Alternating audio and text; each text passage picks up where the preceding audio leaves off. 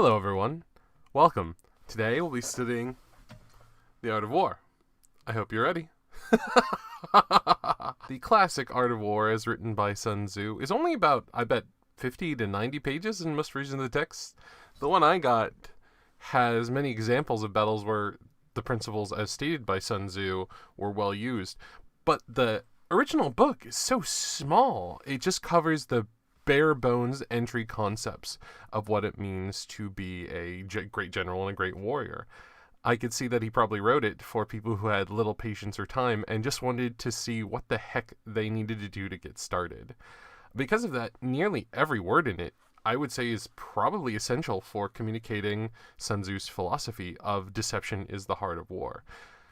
Notably, this is not something that all great generals share. The closest Western equivalent is Clausewitz's On War, which I believe is around 400 pages. Was not completed in his lifetime. There's some contradictory stuff in it that he intended to edit out but then died. And that book really hates the stratagems and deception that Sun Tzu so well loves. His philosophy is more based around strategy and improvement. But we're not talking about that book today. We're talking about the art of deception. Perhaps because he was used to similar armies fighting in his era, he is more concerned with winning the Rochambeau between two equally opposed forces. And the easiest way he knows to do that is to strike when the enemy is weakness, to be prepared, to expect a certain situation to occur, and be ready for it when your opponent is not. I think that Sun Tzu would actually look at a general like Clausewitz, who's constantly trying to make his army the best that he can and make the best decision possible, and he would say something like, you're acting predictably. Even though you're acting the best, I'm just making something to counter the best, knowing that you will consistently make the optimal choice instead of making choices that are more confusing, more random. Because you're always doing the same thing every time, even if I don't have the same forces you do, I can design something to perfectly counter you. And unless you just have overwhelming strength, you're going to lose. That is one of the core tenets I see of Sun Tzu's philosophy, aside from this simple act of whatever extra thing you have, you can use it for deception. For example, if your army happens to contain a lot of carpenters, you might have them make a lot of fake soldiers, put them on a mountaintop, and that way the army might think that they're being surrounded and dedicate some resources to fighting them that will not be in the battlefield. Always look for any small advantage you can just to make the fighting easier, using deception if you have to. I think Clausewitz would say, if you have the money to pay the carpenters to do that, why wouldn't you just hire more men? Which is a very different philosophy. Nevertheless, Sun Tzu does have a couple core tenets in the book, and since this is nonfiction, I don't mind spoiling it. I guess spoiler warning for a nonfiction book that's over 1,000 years old? Nevertheless, Sun Tzu does have a couple key points within his text to mention. And I'd feel remiss if I didn't mention it here in the synopsis/review. So I guess spoiler warning for a nonfiction book that's like thousands of years old, maybe? I don't know. In any case, here are his main points. By the way, most people use this as a metaphor to improve outside a war. Don't know if you knew that. But take what I'm about to say and try and apply it to like how you learn or how you assess how you're improving. And that might help. Especially business. When a ruler is going into conflict with someone, there are 7 considerations to victory. 1. Which of the two sovereigns who are competing has the superior moral law? For him, moral law doesn't mean the one who is most right. It means the one who most people agree with, or most people who are on the person's side agree with. Someone who is fanatical, who has like their entire country whipped into a frenzy, where all of them are lockstep behind that belief, they would actually have more of the moral law over someone who may have a more rational decision. So the moral law is just who has the philosophy and the morality that is lockstep behind this great general. 2. Which of the generals has the greatest skill? For him, what it means for the great general to have a skill is a subsection, which I will actually get to afterwards, even though it's a pretty big part of the book.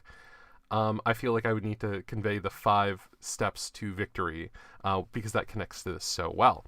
However, a short synopsis is a general is mostly planning or expecting things to come, so they are deducing what they can, inferring what they cannot deduce to the best of their ability, getting as much information as they can, And when they cannot gather enough information, deciding what is most reasonable, and if they have literally no information at all, or they have to assume a bunch of different things can happen, deciding which ones have the greatest risk of happening, which have the greatest probability of happening, and planning for that. And based on that risk assessment, which you'll always need to do, winning the day. 3. What advantages are derived from heaven and from earth? For Sun Tzu, heaven is usually weather or seasonality. Things like, because you're in brush, it's easier to light a flame and easier to control that fire, so it might be easier to set thing aflame. Whereas if something is windy, it's possible you would set it aflame and it would spread back to your own army. Things like that would all be considered weather, as well as if it's monsoon season, things like that. Whereas earth is usually positioning and movement and what kind of terrain you're in. Something like a fortress built into a high mountainous area would be something with the blessings of earth. If it was a high mountain area that was protected by, say, a monsoon and a storm, then that would be a blessing of heaven and earth. 4. On which side is discipline most rigorously enforced? For him, I think this is a statement of values, whereas if the army is whipped up into the same frenzy, into the same passion, into the same cause as one another, then you can start enforcing it routinely and people can start optimizing that. If you have made it so that your culture, what you're doing, what you're fighting for, is actually reinforcing traits and capabilities in the soldiers, into everyone, that's actually improving them, then making that very consistent and not emotional should improve those people, and they should be able to optimize it and make it work. For example, if you do like push-ups every day and a soldier is routinely rewarded for doing push-ups and it just becomes easy for them to do it, then they'll probably get stronger. Things like that are a great method of discipline. Whereas if they don't do push-ups every day, in addition to not getting stronger, someone might yell at them or deprive them of rations. As long as it's consistent and makes sense and improves capabilities at work, that's good discipline. 5.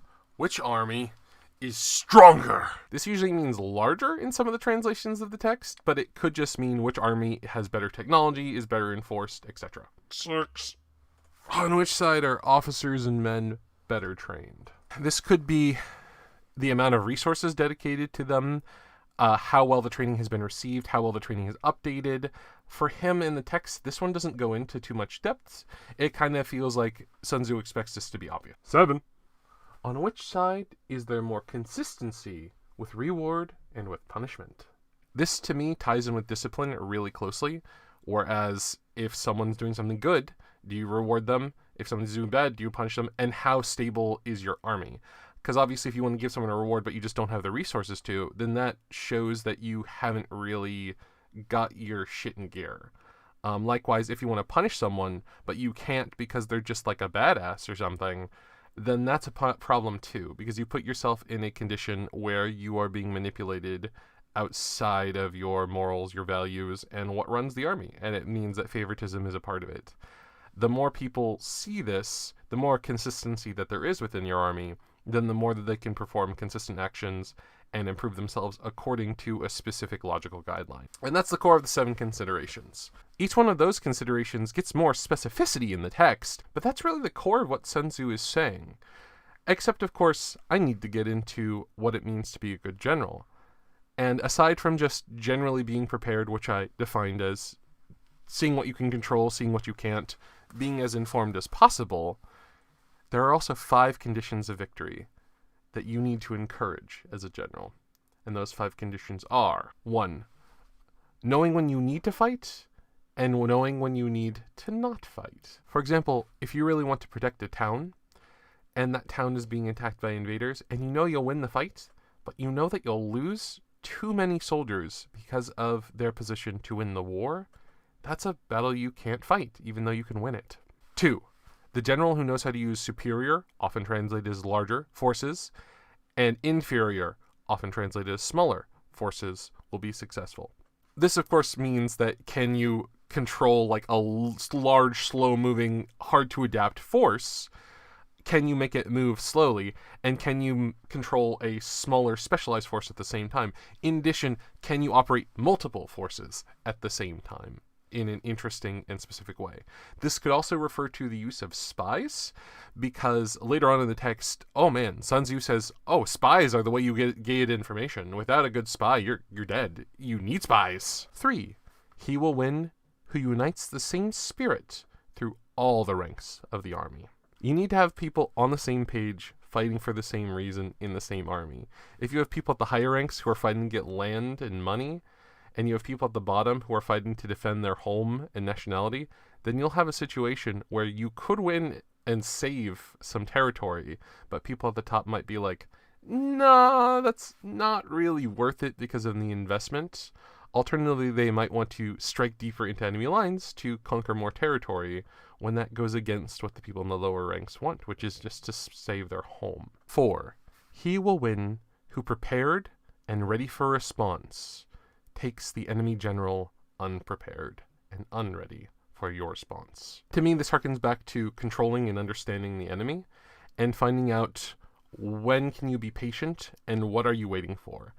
There's no reason to wait in a conflict unless you know exactly what you're waiting for. But if you know, like, let's say an enemy is doing the optimal thing and crossing river valleys in order to flank your enemy, if they do that every time, then you can set up an ambush on the valley.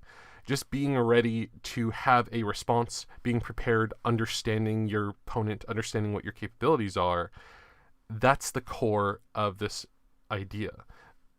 Having as much information as possible, an information advantage, a logistical advantage, the ability to be reliable, respond to these different situations that occur. This to me feels like the most practical to develop every time. And 5, he will win whose capability is not held back by their sovereign. I think this speaks to a lot of people, especially because politics and strategy can go against one another.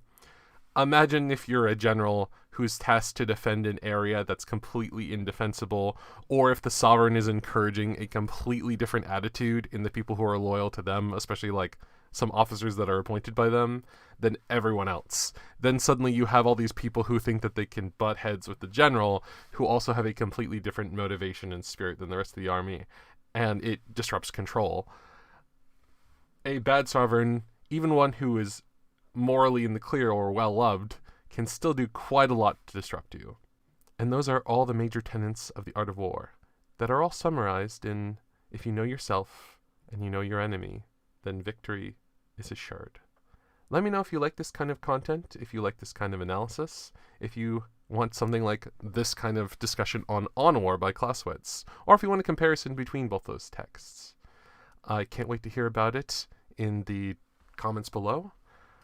I guess I should ask to like, comment, and subscribe. I hear it helps the algorithms spread videos, because I guess it makes them think it takes things seriously. I'll have to look at the numbers of that. Have a great day, and take my sword, and my axe, and my like, comment, and subscribe.